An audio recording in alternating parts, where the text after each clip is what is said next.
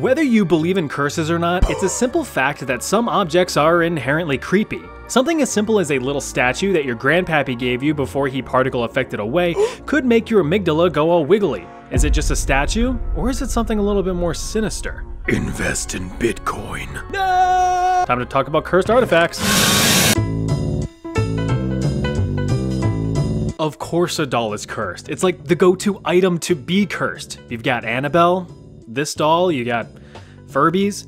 But first, there was Robert. His story begins in the early 1900s in Key West, Florida, with little 4-year-old Eugene Robert Otto. The young boy had reportedly received the doll as a present from either his grandfather or from a house servant. Most sources claim it was a servant woman who apparently handmade the demonic doll and gave it to Eugene in retaliation for being mistreated by his parents. This certainly serves the whole curse narrative, so let's go with that. Either way, Eugene welcomed his new doll friend and decided to name him Robert. He is a life-size cloth doll stuffed with wood wool. Being life-sized, this thing's freaking huge, sitting at around 40 inches in length. Non-Americans would call that a meter.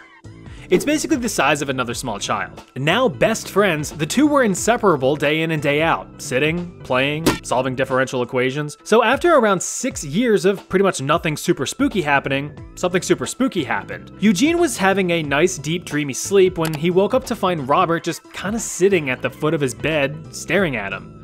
That's not good. Soon after, Eugene's mom, who was also having a solid dream, was abruptly awoken by the sound of Eugene's desperate and terrified screams, accompanied by the banging and scraping of moving furniture. She quickly and unanimatedly rushed down the hallway, ripped the door open, and found little Eugene in a fetal position on his bed, clearly petrified in fear, with a still staring Robert on the bed. Oh, and all the furniture had been inexplicably overturned around the room. When questioned about what happened, Eugene simply said, "Robert did it." Oh, okay. Over the next several years, whenever there was mischief afoot, Robert was to blame. Although skeptical, Eugene's parents had their fair share of uneasy experiences too. Allegedly, they would hear Eugene conversing with Robert, which is innocent enough for kids with imaginary friends, but they would often hear an unfamiliar voice responding to Eugene in conversation, accompanied by creepy giggling. Sometimes they would even see Robert moving around out of the corner of their eye. After growing up and being soul-crushed by the weight of adult life, Eugene returned to his estate with his wife to find Robert locked away in a chest. Ugh, I hate it. Mrs. Otto wasn't a huge fan of the old doll and demanded that Robert remain in the chest, and being a good husband, Eugene conceded. Remember fellas, happy wife, happy life. But this did not make Robert too happy. There were reports from house guests of hearing scurrying in the attic with that same creepy giggling. Even children passing by outside reported seeing Robert in the window staring at them and even making fun of them, though I'm not too sure how well they could see that from such a distance. Eugene, knowing that he locked Robert in the chest multiple times, would often find him sitting by the window. Fast forward, Eugene dies in 1974 and a new family moves into the house. Their curious daughter finds Robert and gets super excited. A new house and a creepy, decrepit, possessed doll? Where do I sign? But it didn't take long for everything to come full circle. The daughter would wake up screaming for her parents when she saw Robert moving about the room. In response, her parents were all neat and slammed Robert into a box and gave him away. The devilish doll is now on display at the East Martello Museum in Key West, Florida, where you can meet him yourself. Or you can deal with that shadow person that's currently staring at you from the corner of your bedroom. Sleep tight. We all know that beauty is in the eye of the beholder. Some artists pour their heart and soul out onto the canvas, while others just dump out a can of paint and call it a day. Regardless, art evokes emotion and meaning behind the brushstrokes, which is why painter Bruno Amadeo created the Crying Children series in the UK in the 1950s. However, the origin of his inspiration is up for debate. Some sources say that Amadeo adopted a little adorable orphan boy whose parents died in a house fire. But tragedy would follow the little no-parent-having gremlin when Amadeo's own studio caught fire shortly after. The orphan boy, who was blamed for the fire and swiftly hucked to the road, eventually grew up and allegedly lost his own life in a car fire in the 70s. Another, more plausible inspiration was from witnessing children orphaned by the events of World War II. Over 60 paintings of crying children were created between the 1950s and the 1980s. Super depressing. But oddly enough, them weird Brits absolutely loved the paintings. Over 50,000 prints were sold and displayed in homes, but Listen, I gotta ask, who the friggin' flip puts a picture of a crying child in their home? What's that? Oh, that's just a crying boy painting. Isn't he adorable? No. But that's not the weird part. The weird part is what happened to many of those who had the copies. Over the years, many owners of these paintings reported house fires which devastated their homes. Whole kitchens set ablaze, living rooms charred, bedrooms burned.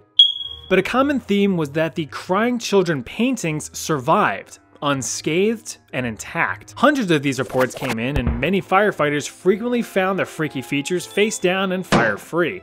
Some people claim that they would even hear screams and crying sounds coming from the portraits before being retrieved. To put the idea of the curse to rest, a newspaper editor advised any concerned owners of the portraits to send them in to be destroyed. In the end, over 2,500 prints were received and subsequently burned, though it did prove difficult to do so. It is generally agreed upon that the reproductions were printed on fire-resistant, high-density hardboard, so they were pretty difficult to actually set on fire. But as usual, people denied logical thought and decided that the supernatural explanation was the only possibility. It's probably best practice to just never hang any paintings in your home.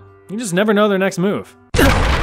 Welcome to World of Tanks, the high-octane PC wargame where you can pilot your very own tank. Can you stop screaming in my face? You've got over 800 tanks to choose from. Fast tanks, large tanks, itty-bitty card tanks, tanks that are green, some that are gray, even tanks that can snipe you from miles away.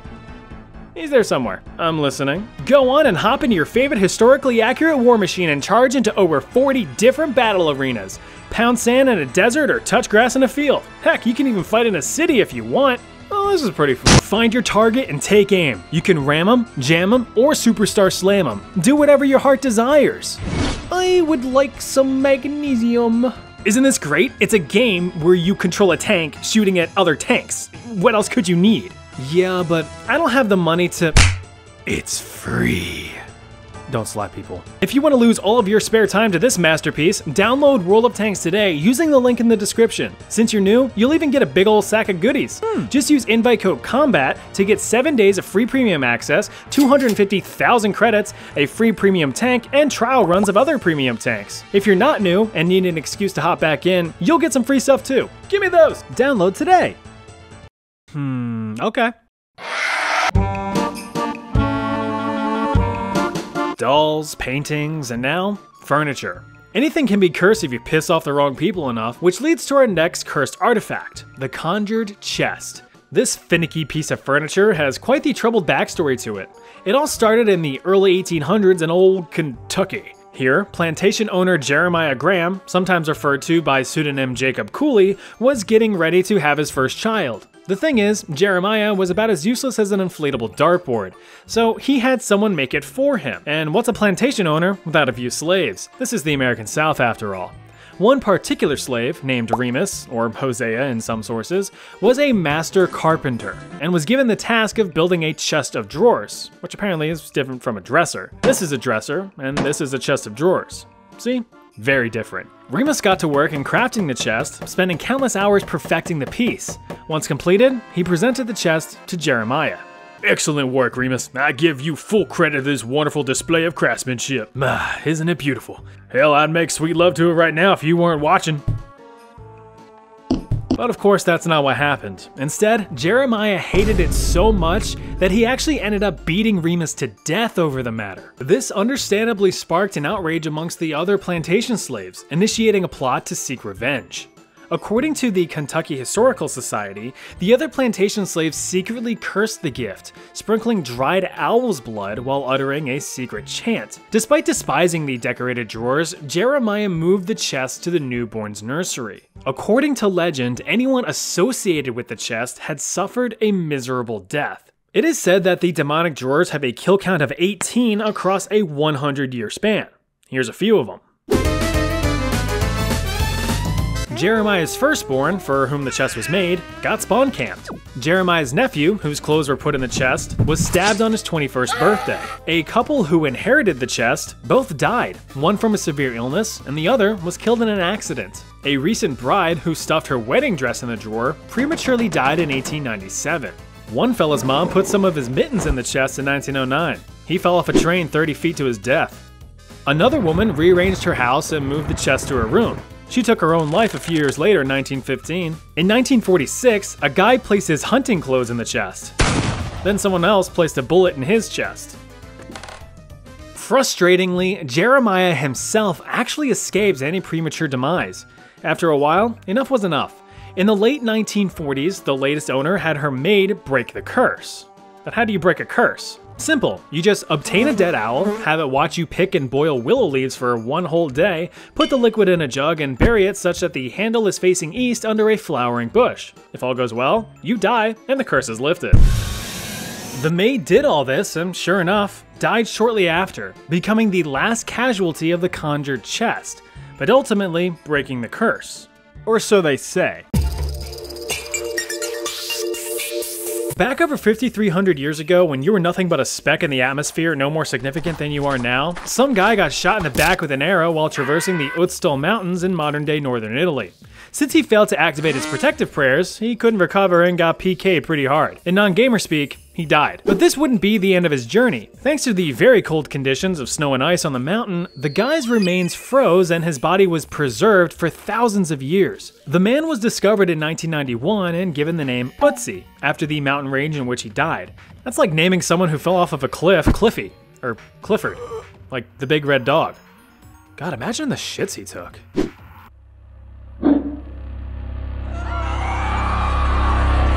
The mummified man is regarded as one of the most well-preserved bodies ever recovered, despite looking like old beef jerky.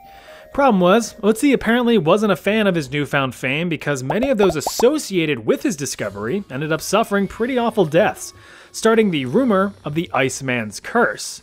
The first was Rainer Henn, the head of the forensics team who examined Ötzi. He had picked up the frozen little fellow with his bare hands to place him in a bag for transport. As a prize for this good deed, Henn was awarded with getting absolutely wrecked in a car crash a year later in 1992 while on his way to give a lecture about Ötzi. A little while later, Kurt Fritz, a mountaineer who assisted Henn, got hugged by an avalanche.